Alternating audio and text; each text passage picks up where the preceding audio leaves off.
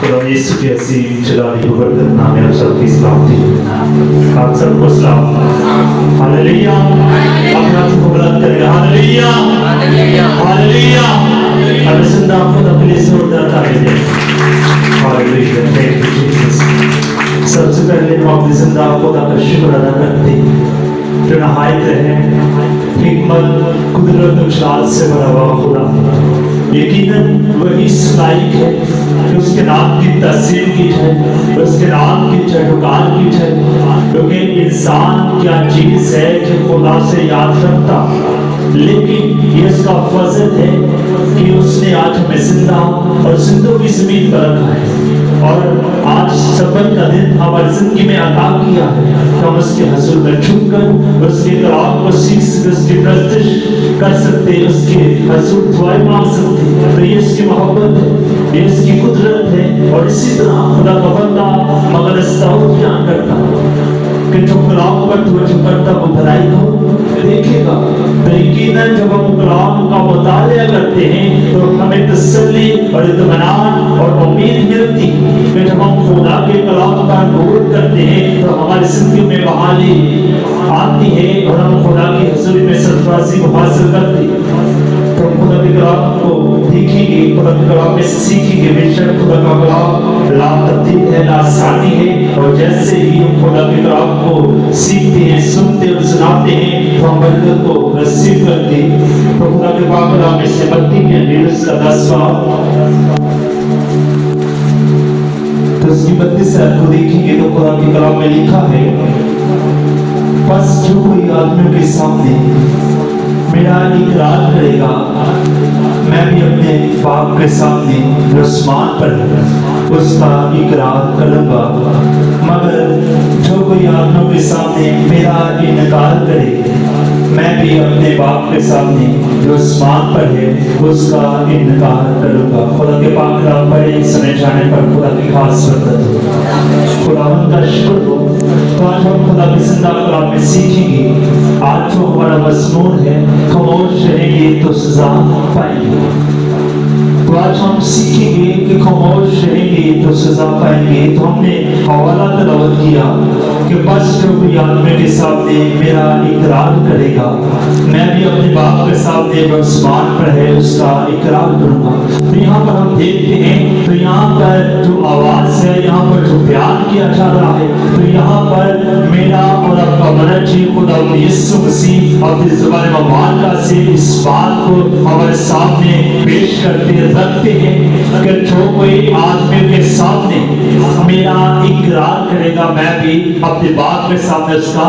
اقرار کروں گا۔ تو یہاں پر ہمیں سیکھنے کی ضرورت ہے کہ میرا اور آپ کا منجی چاہتا ہے کہ ہم اس کے حضور میں چھپ کر اس بات کا اقرار کریں کہ وہی ہمارا منجی ہے اور اسی نے ہمارا فدیہ دیا ہے۔ تو بے شک کلام بیان کرتا کہ ہمارے پیشتر، ہمارے پیدا ہونے سے پہلے اس نے ہمارا چناؤ کیا ہے، اس نے ہمیں چن لیا ہے، کیونکہ جب ہماری کوئی پہچان نہ تھی،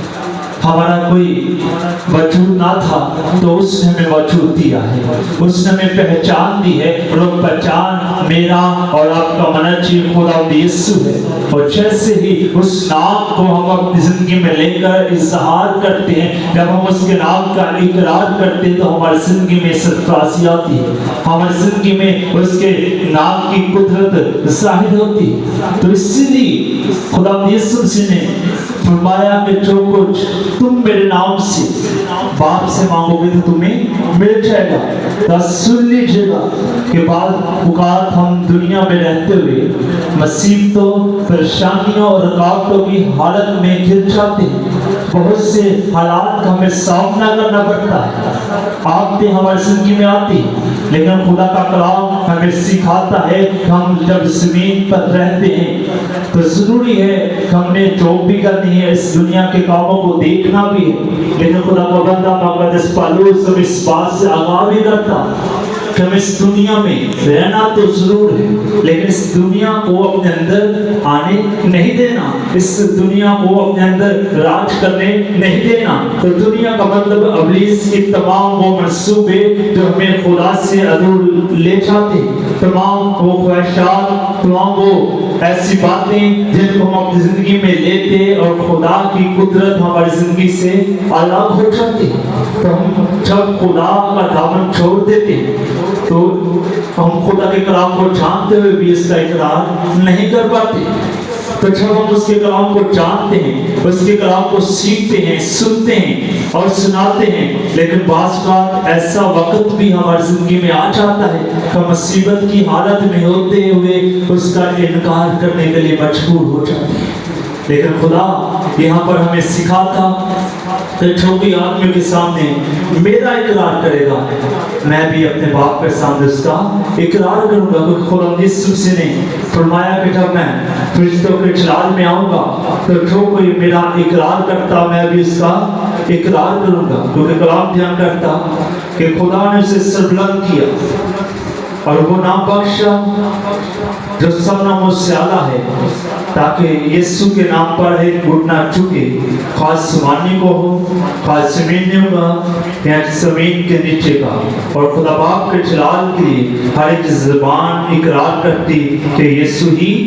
खुदावंद है, कि यहाँ पर हर एक ज़बान इकरार करती कि यीशु ही खुदावंद है। तो यकीनन जब हम इस बात का इकरार करते हैं कि बस यीशु खुदावंद है, कि खुदा कहता है कि जो कोई मेरे जलाल को ज़ाहिर करना चाहता है, जो कोई चाहता है कि मैं अपने बदन से बाप के जलाल को ज़ाहिर करूं, तो इसके लिए ज़रूरी है कि हम यीशु के नाम को पुकारें, उसके नाम की जयकार करें, कि यीशु नाम के बगैर हम कुछ नहीं कर सकते। जब तक यीशु नाम हमारी जिंदगी में नहीं है, यीशु नाम की तस्लीम हमारी जिंदगी में नहीं है, उसके नाम की जयकार हमारी जिंदगी में नहीं है, तो हम कुछ भी नहीं है, क्योंकि हम यीशु के बगैर कुछ कर नहीं सकते।